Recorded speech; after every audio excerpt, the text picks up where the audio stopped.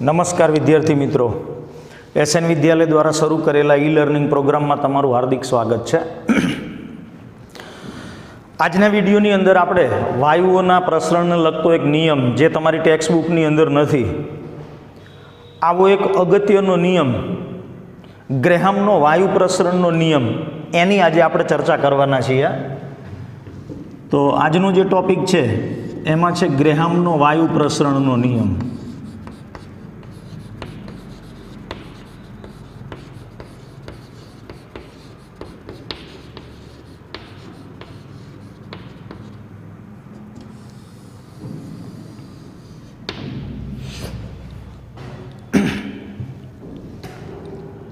ઈસવીસન 1928ની સાલની અંદર ગ્રેહામ નામના વૈજ્ઞાનિકે જુદા જુદા વાયુઓનો પ્રસરણ વેગ અને વાયુની ઘનતા આ બંને વચ્ચેના સંબંધનો અભ્યાસ કર્યો।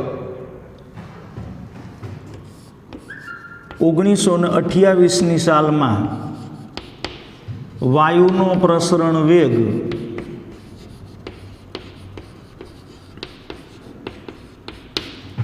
જેને આપણે નામ આપીએ છીએ R1 અથવા R, અને વાયુની ઘનતા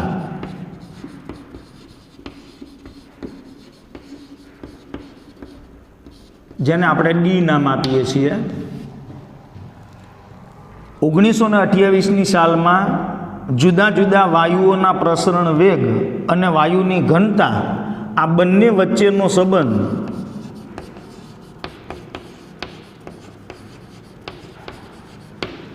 ગ્રેહામ નામના વૈજ્ઞાનિકે રજૂ કર્યો, અને એ સંબંધ જેને આપણે ગ્રેહામના વાયુ પ્રસરણના નિયમ તરીકે ઓળખીએ છીએ।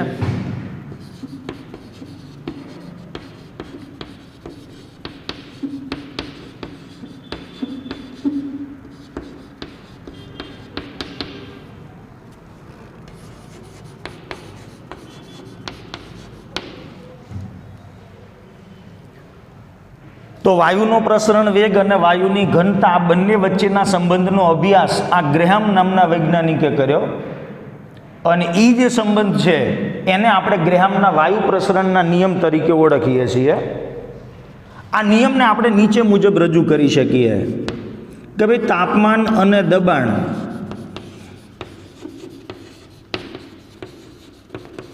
ની સમાન પરિસ્થિતિમાં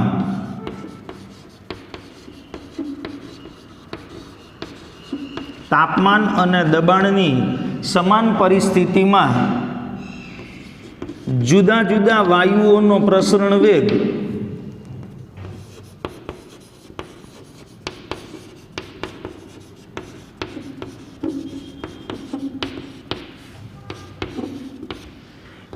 એ તે વાયુની ઘનતાના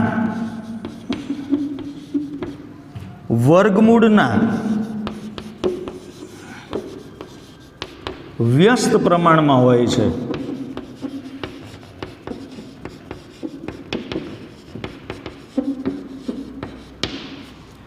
તાપમાન અને દબાણની સમાન પરિસ્થિતિ રાખી અને જુદા જુદા વાયુઓનો આપણે પ્રસરણ વેગ માપીએ તો એ વાયુનો પ્રસરણ વેગ એ જે તે વાયુની ઘનતાના વર્ગમૂળના વ્યસ્ત પ્રમાણમાં હોય છે। એને આપણે લખવું હોય તો ગાણિતીય સ્વરૂપે આમ લખી શકાય કે ભાઈ વાયુનો પ્રસરણ વેગ એ વાયુની ઘનતાના વર્ગમૂળના વ્યસ્ત પ્રમાણમાં, R ચલે છે વર્ગમૂળમાં D।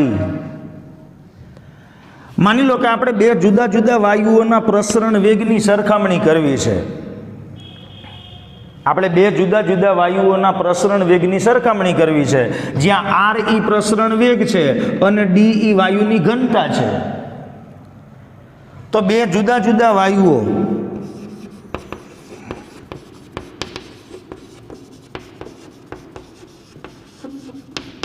માટે માની લો કે એક વાયુ 1 છે અને બીજો વાયુ 2 છે। આવા બે જુદા જુદા વાયુઓ છે, અને આ બે જુદા જુદા વાયુઓ માટે તાપમાન અને દબાણની સમાન પરિસ્થિતિ રાખીએ જો વાયુ એકનો પ્રસરણ વેગ r1 હોય, બીજા વાયુનો પ્રસરણ વેગ r2 હોય, વાયુ એક જેની ઘનતા d1 હોય અને બીજો વાયુ જેની ઘનતા d2 હોય, બે વાયુ માટે તાપમાન અને દબાણની પરિસ્થિતિ સમાન છે. હવે તાપમાન અને દબાણની પરિસ્થિતિ સમાન હોય ત્યારે જે તે વાયુનો પ્રસરણ વેગ, એટલે પહેલા વાયુનો પ્રસરણ વેગ r1 એ ઈ વાયુની ઘનતાના વર્ગમૂળના વ્યસ્ત પ્રમાણમાં હોય, એટલે d1. બીજા વાયુનો પ્રસરણ વેગ r2 એ વાયુની ઘનતાના વર્ગમૂળના વ્યસ્ત પ્રમાણમાં હોય, એટલે √d2. હવે આ બંને વાયુઓના પ્રસરણ વેગનો મારે ગુણોત્તર મેળવવો છે. તો આ બેને હું સંયુક્ત ચલનમાં લખું તો r1/r2 એટલે વાયુ 1 અને વાયુ 2 એના પ્રસરણ વેગનો ગુણોત્તર બરાબર √d2/d1. બે જુદા જુદા વાયુઓના પ્રસરણ વેગની જો મારે સરખામણી કરવી હોય તો એ બે વાયુઓના પ્રસરણ વેગનો ગુણોત્તર r1/r2 બરાબર √d2/d1 લખાય. હવે તાપમાન અને દબાણની સમાન પરિસ્થિતિમાં તાપમાન અને દબાણની સમાન પરિસ્થિતિમાં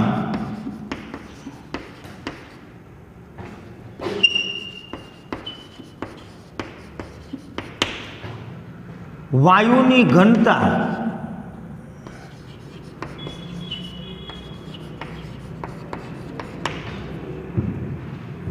જે તે વાયુની ઘનતા તેના અણુભારના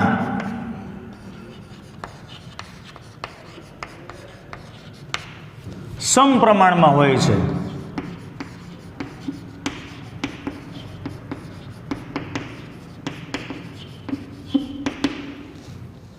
તાપમાન અને દબાણની સમાન પરિસ્થિતિએ જે તે વાયુની ઘનતા એ વાયુના અણુભારના સમપ્રમાણમાં હોય. માની લો કે પહેલા વાયુની ઘનતા એને આપણે નામ આપ્યું છે d1, તો એ ઘનતા એ વાયુના અણુભારના સમપ્રમાણમાં, એટલે કે પહેલા વાયુનો અણુભાર m1. એ જ રીતે બીજા વાયુની ઘનતા d2 એ વાયુના અણુભારના સમપ્રમાણમાં, એટલે કે m2. હવે આપણે આ પદ આની અંદર દાખલ કરવું છે તો હું આવું લખી શકું કે બે વાયુના પ્રસરણ વેગનો ગુણોત્તર r1/r2 બરાબર √d2/d1 બરાબર કારણ કે ડી ને એમને સપ્રમાણતાનો સંબંધ છે, પણ પ્રસરણ વેગના સૂત્રની અંદર તો ઘનતા ઈ વર્ગમૂળમાં છે, એટલે અહીંયા અણુભાર પણ વર્ગમૂળમાં આવશે, એટલે m1/m2. એટલે હું આવું લખી શકું કે બે વાયુઓના પ્રસરણ વેગનો ગુણોત્તર એમની ઘનતાના વર્ગમૂળના વ્યસ્ત પ્રમાણમાં હોય છે. તો આના ઉપરથી હું વાયુની ઘનતા અને વાયુના અણુભારને સરખાવી શકું. એટલે હું આવું લખી શકું કે ભાઈ d2/d1 બરાબર m2/m1. એટલે તાપમાન અને દબાણની સમાન પરિસ્થિતિમાં બે જુદા જુદા વાયુઓની ઘનતાનો ગુણોત્તર એ વાયુઓના અણુભારના ગુણોત્તર જેટલો હોય છે. તાપમાન અને દબાણની સમાન પરિસ્થિતિમાં બે જુદા જુદા વાયુઓની ઘનતાનો ગુણોત્તર એ વાયુઓના અણુભારના ગુણોત્તર જેટલો હોય છે. તો આ પ્રમાણે આપણને બે જુદા જુદા વાયુઓના પ્રસરણ વેગના ગુણોત્તરનું સૂત્ર ઘનતા અને અણુભારના અનુસંધાને આવું મળે.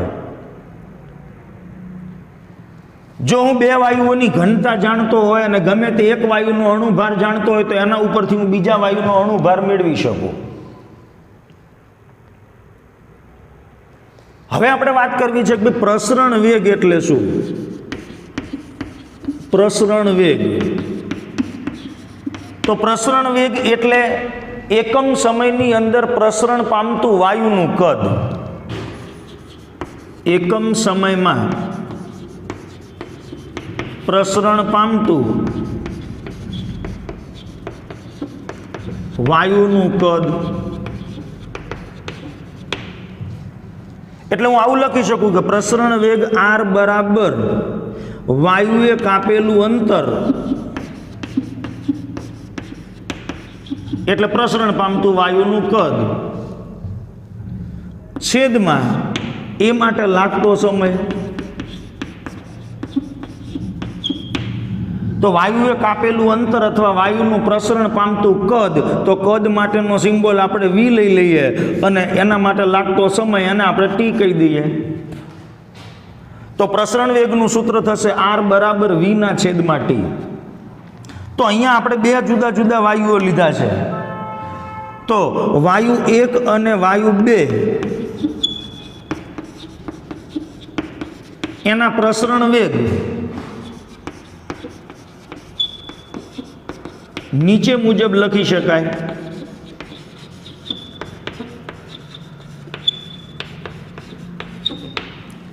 હવે પહેલા વાયુનો પ્રસરણ વેગ એને નામ આપ્યું તો આપણે r1. તો r1 બરાબર પહેલા વાયુનું પ્રસરણ પામતું કદ v1 છેદમાં એના માટે લાગતો સમય t1. એ જ રીતે બીજા વાયુનો પ્રસરણ વેગ r2 બીજા વાયુનું પ્રસરણ પામતું કદ v2 છેદમાં એને પ્રસરવા માટે લાગતો સમય t2. તો આ પ્રસરણ વેગની વ્યાખ્યા થઈ કે ભાઈ એકમ સમયમાં પ્રસરણ પામતું વાયુનું કદ એટલે ઈ વાયુનો પ્રસરણ વેગ. તો બે જુદા જુદા વાયુઓના પ્રસરણ વેગ અનુક્રમે r1 અને r2 હતા. એક મિનિટ. હલો,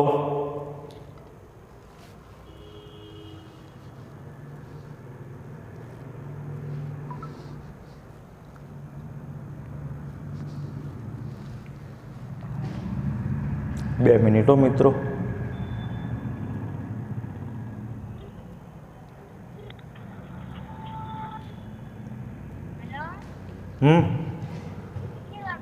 વાર લાગશે.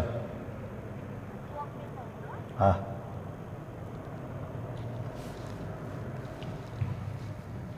તો વાયુ 1 અને વાયુ 2 એના પ્રસરણ વેગ એને આપણે આ પ્રમાણે લખી શકીએ. હવે આ જે પ્રસરણ વેગના સૂત્રો આવ્યા એને આપણે આ સમીકરણની અંદર મૂકી દઈએ.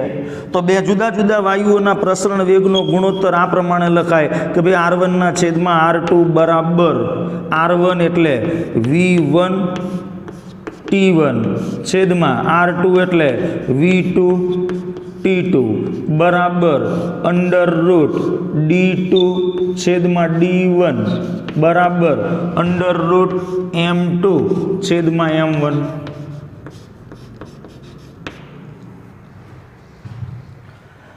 પ્રયોગશાળાની અંદર પ્રયોગ દ્વારા આપણે આ બે જુદા જુદા વાયુઓના પ્રસરણ વેગનો ગુણોત્તર માપવો હોય તો એના માટે થઈ અને બે વાયુનું એકમ સમયમાં પ્રસરણ પામતું કદ માપવું પડે. તો આ બંને વાયુઓના જે તે સમયની અંદર પ્રસરણ પામતા કદ જો આપણે માપી લઈએ તો એના ઉપરથી આપણને બે વાયુના પ્રસરણ વેગનો ગુણોત્તર મળી જાય. પણ એ પ્રયોગની અંદર પણ સરળતા ખાતર આપણે શું કરીએ, એમાં શું થાય કે બે વાયુઓનું જે તે સમયની અંદર પ્રસરણ પામતું કદ એટલે આપણી પાસે 4 મૂલ્યો હોવા જોઈએ. પ્રસરણ માટેનો સમય બેયનો હોવો જોઈએ અને બે વાયુનું પ્રસરણ પામતું કદ પણ હોવું જોઈએ. પણ જો સરળતા ખાતર આપણે બે વાયુઓને પ્રસરવા માટેનો સમય સરખો રાખી દઈએ તો આપણે માત્ર અને માત્ર એ બે વાયુનું પ્રસરણ પામતું કદ માપવાનું રહે. અથવા એવું કરીએ કે ભાઈ બે વાયુનું પ્રસરણ પામતું કદ જે છે સમય સરખો રાખીએ તો કદ માપવાનું અને એક સરખા કદ પ્રસરણ માટે લાગતો સમય માપી લઈએ. જો કદ સરખું રાખીએ તો સમય માપવાનો આવે અને સમય સરખો રાખીએ તો બે વાયુનું પ્રસરણ પામતું કદ માપવાનું આવે. એટલે જો સરખા સમયમાં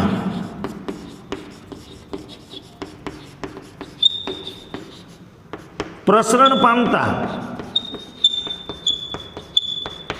વાયુના કદ આપણે માપી લઈએ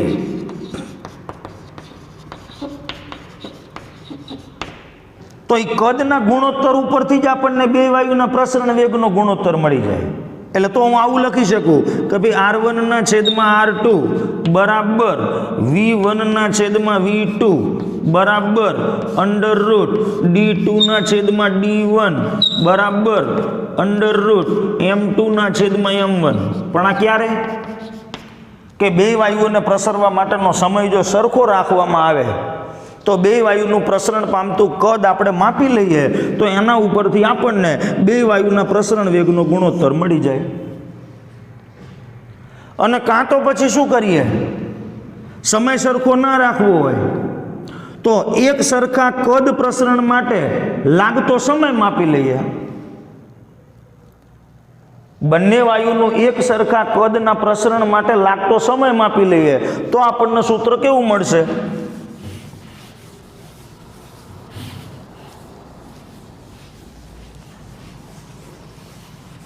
એટલે આ ક્યારે મળે આપણને કે જો બે વાયુઓને પ્રસરવા માટેનો સમય સરખો હોય તો. પણ જો બંને વાયુનું પ્રસરણ પામતું કદ સમાન હોય તો પ્રસરવા માટેના સમય ઉપરથી વાયુના પ્રસરણ માટેના સમય ઉપરથી આપણે એમના પ્રસરણ વેગનો ગુણોત્તર મેળવી શકીએ. એટલે હવે આપણે સરળતા ખાતર શું કર્યું કે વાયુના પ્રસરણ પામતા કદ સરખા રાખ્યા. હવે કદ સરખા રાખવું એટલે એ તો V1 V2 ઉડી જાય. પણ તો ત્યાં શું થશે તો કે T2 ઉપર આવશે ને T1 નીચે આવશે. તો આવું લખાય કે ભાઈ R1/R2 બરાબર T2/T1 બરાબર √D2/D1 બરાબર √M2/M1. જો આપણે બે વાયુના અણુભાર જાણતા હોય તો આપણને અણુભાર ઉપરથી એમનો પ્રસરણ વેગનો ગુણોત્તર મળી જાય. બેના પ્રસરણ વેગને આપણે સરખાવી શકીએ કે ભાઈ કોનો પ્રસરણ વેગ વધુ ને કોનો પ્રસરણ વેગ ઓછો. જો આપણે બે વાયુની ઘનતા પણ જાણતા હોય તો એના ઉપરથી પણ આપણે બે વાયુના પ્રસરણ વેગને સરખાવી શકીએ. પણ પ્રયોગ દ્વારા જો આપણે બેના પ્રસરણ વેગનો ગુણોત્તર માપવો હોય તો એના માટે સરખા સમયની અંદર પ્રસરણ પામતું બે વાયુનું કદ માપવું જોઈએ અને કાં તો એક સરખા કદ પ્રસરવા માટે લાગતો સમય માપવો જોઈએ. તો આ સમીકરણ ક્યારે મળે કે જ્યારે બે વાયુના પ્રસરણ પામતા કદ સમાન હોય ત્યારે. તો આ પ્રમાણે જુદા જુદા વાયુઓના પ્રસરણ વેગ એ વાયુની ઘનતાના વર્ગમૂળના વ્યસ્ત પ્રમાણમાં હોય છે. એનો ઉપયોગ કરી અને બે જુદા જુદા વાયુઓના પ્રસરણ વેગનો ગુણોત્તર આપણે આ પ્રમાણે મેળવી શકીએ. જૂની બુકની અંદર આવો એક સરસ મજાનો પ્રયોગ હતો. એક આવી કાચની નળી લેવામાં આવે છે અને પ્રયોગ દ્વારા આપણે એ બે વાયુઓના પ્રસરણ વેગનો ગુણોત્તર માપવો છે. આવી એક કાચની નળી જેની લંબાઈ 100 સેન્ટીમીટર છે અને એ કાચની નળીના છેડે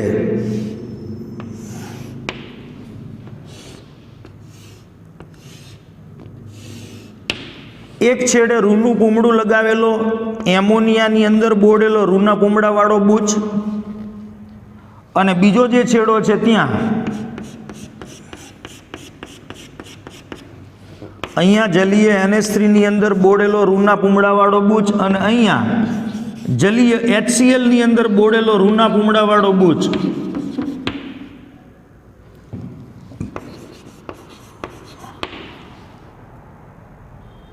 એ બૂચને આ નળીની બે છેડે લગાડવામાં આવે છે.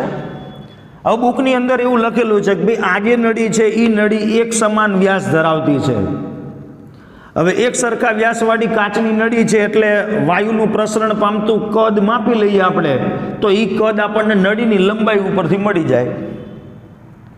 તો એક સમાન વ્યાસ ધરાવતી 100 સેન્ટીમીટર લંબાઈ ધરાવતી કાચની એક નળી લઈ આ કાચની નળીના બે છેડે એક છેડે જલીય NH3 ની અંદર બોડેલો રૂના પૂમડાવાળો બુચ અને બીજા છેડે જલીય HCl ની અંદર બોડેલો રૂડા પૂમડાવાળો બુચ એક સમાન સમયે લગાડવામાં આવે છે.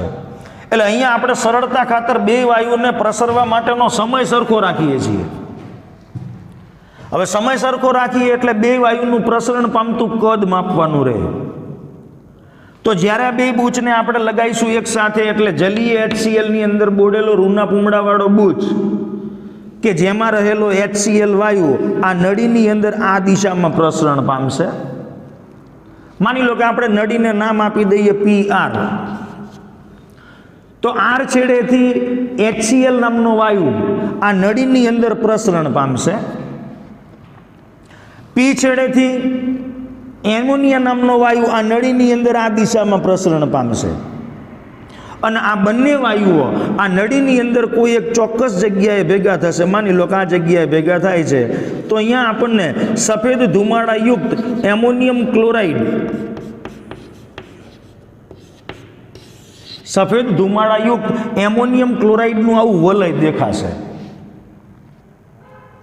તો બે વાયુને પ્રસરણ માટેનો આપણે સમય સરખો રાખ્યો છે કે ભાઈ એમોનિયા વાયુને પ્રસરવા માટે જેટલો સમય આપીએ છીએ એટલો જ સમય HCl વાયુને પ્રસરવા માટેનો છે. હવે આ બંને વાયુઓના પ્રસરણ વેગનો આપણે ગુણોત્તર માપવો હોય તો બેના પ્રસરણ પામતા કદ હું માપી લઉં. તો અહીંયા નામ આપી દઈએ Q. તો QR વિભાગની અંદર સમાયેલો છે એ HCl નામનો વાયુ છે. એટલે આ QR નળીની લંબાઈ ઉપરથી મને એમોનિયા વાયુનું પ્રસરણ પામતું કદ મળી જાય. એટલે VHCl ઇઝ ઇક્વલ ટુ નળીની લંબાઈ QR. એમોનિયા વાયુ એનું પ્રસરણ પામતું કદ. તો એમોનિયા વાયુનું પ્રસરણ પામતું કદ માર માપવું હોય VNH3 તો એ નળીની લંબાઈ PQ ઉપરથી મળી જાય. કારણ કે નળીનો વ્યાસ દરેક જગ્યાએ સરખો છે એટલે PQ વિભાગની અંદર સમાઈ શકે એટલો એમોનિયા વાયુ છે અને QR વિભાગની અંદર સમાઈ શકે એટલો HCl નામનો વાયુ છે. તો એ નળીની લંબાઈ ઉપરથી બે વાયુનું પ્રસરણ પામતું કદ આપણે માપી લીધું. અને હવે આના ઉપરથી આપણે આ બે વાયુઓના પ્રસરણ વેગનો ગુણોત્તર મેળવીએ. તો એમોનિયા વાયુનો પ્રસરણ વેગ છેદમાં HCl વાયુનો પ્રસરણ વેગ બરાબર એમોનિયા વાયુનું પ્રસરણ પામતું કદ એટલે V of NH3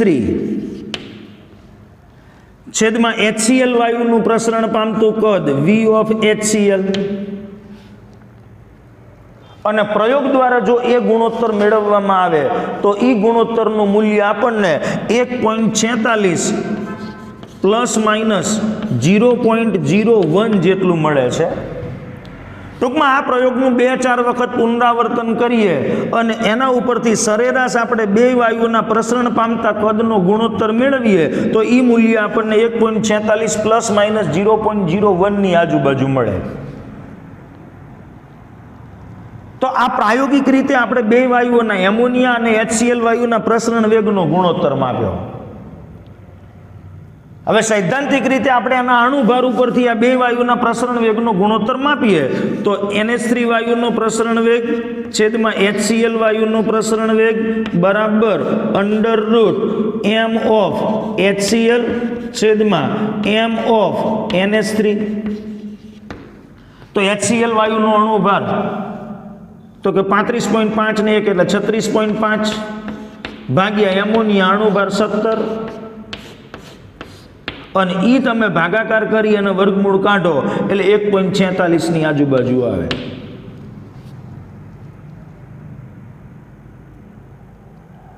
તો આ પ્રમાણે બે જુદા જુદા વાયુઓના પ્રસરણ વેગની સરખામણી અથવા બે વાયુઓના પ્રસરણ વેગનો ગુણોત્તર આપણે ગ્રેહામના વાયુ પ્રસરણના નિયમનો ઉપયોગ કરીને મેળવી શકીએ.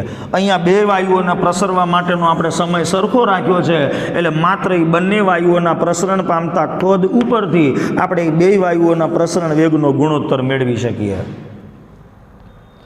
તો ગ્રેહામના વાયુ પ્રસરણના નિયમના આવા જુદા જુદા ઉપયોગો છે કે ભાઈ ગ્રેહામના વાયુ પ્રસરણના નિયમનો ઉપયોગ કરી અને વાયુઓના જો આપણે પ્રયોગ દ્વારા એમના પ્રસરણ વેગનો ગુણોત્તર જાણતા હોય તો એના ઉપરથી એ વાયુઓના અણુભારની સરખામણી કરી શકાય, બંને વાયુઓની ઘનતાની પણ સરખામણી કરી શકાય,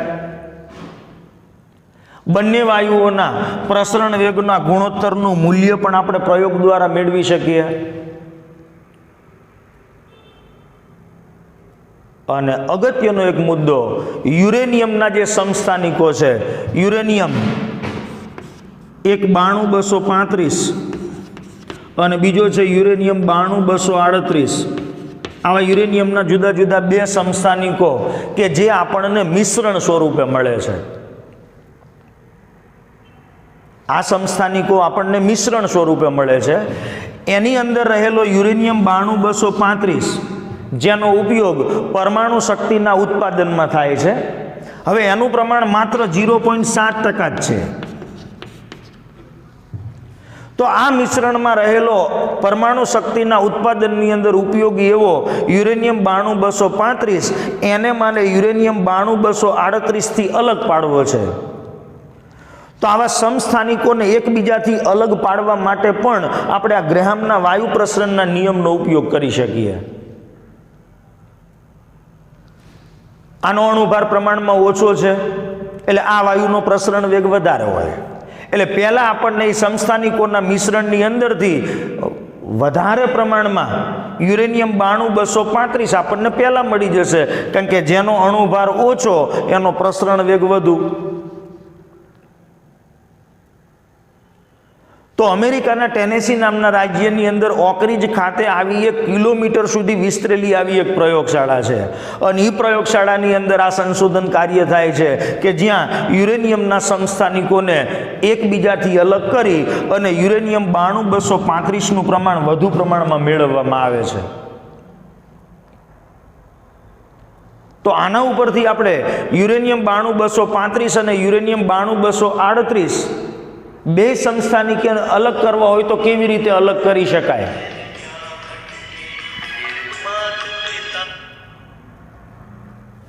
તો કેવી રીતે અલગ કરી શકાય? તો એ બેને અલગ કરવા માટે થઈ અને પહેલાં તો ઘન સ્વરૂપ જે યુરેનિયમ હેક્ઝાફ્લોરાઇડ છે, ઘન સ્વરૂપનો યુરેનિયમ હેક્ઝાફ્લોરાઇડ, આ યુરેનિયમ હેક્ઝાફ્લોરાઇડને પહેલાં બાષ્પ સ્વરૂપની અંદર ફેરવવામાં આવે છે. યુરેનિયમ હેક્ઝાફ્લોરાઇડ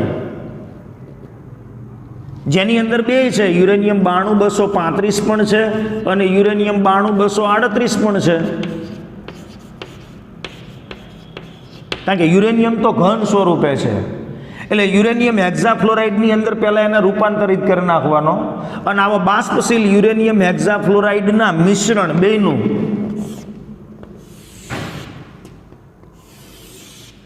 આની અંદર ભરી દેવામાં આવે.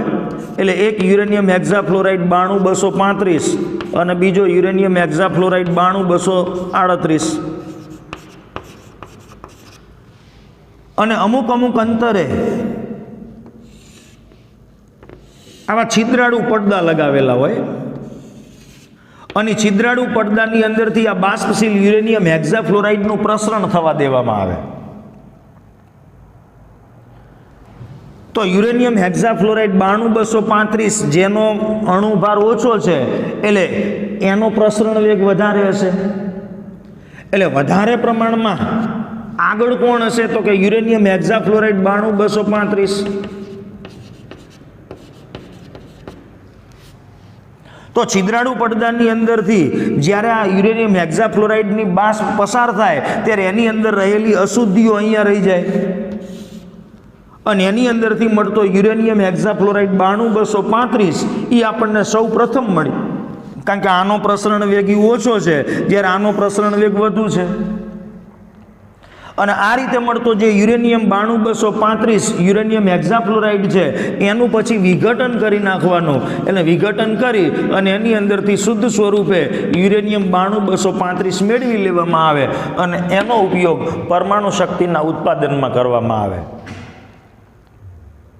તો આ પ્રમાણે ગ્રેહામના વાયુ પ્રસરણના નિયમ મુજબ આપણે જુદા જુદા વાયુઓના પ્રસરણ વેગની સરખામણી કરી શકીએ. જો એમના પ્રસરણ વેગનો ગુણોત્તર જાણતા હોય તો એના ઉપરથી આપણે એમના અણુભારની પણ સરખામણી કરી શકીએ.